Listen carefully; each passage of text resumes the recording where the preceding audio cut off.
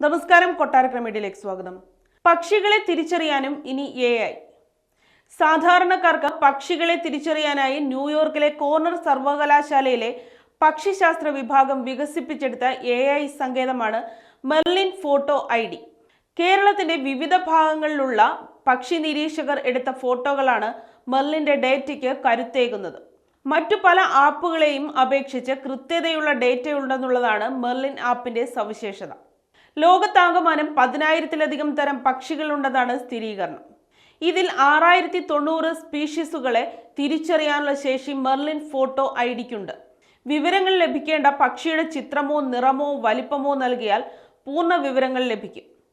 Corner സർവകലാശാല 1915 തുടങ്ങിയ പക്ഷിശാസ്ത്ര വിഭാഗം ഈ മേഖലയുമായി ബന്ധപ്പെട്ട അനേകം പഠനങ്ങൾ നടത്തുന്നുണ്ട്.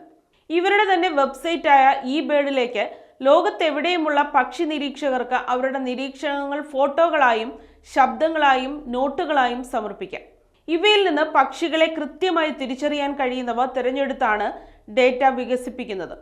30% ഡേറ്റ വികസിപ്പിക്കാൻ കേരളത്തിലെ പക്ഷി നിരീക്ഷകർ eBirdൽ അപ്ലോഡ് ചെയ്ത ഫോട്ടോകൾ തുണയായിട്ടുണ്ടെന്ന് പക്ഷി നിരീക്ഷകൻ മനോജ് കരിങ്ങാമഠത്തിൽ പറയുന്നു.